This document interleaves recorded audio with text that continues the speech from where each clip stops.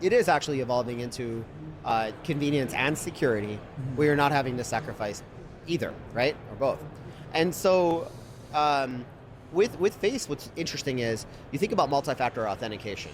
Everywhere we go, we bring our face. Our face is actually a thing, so it's actually something we carry.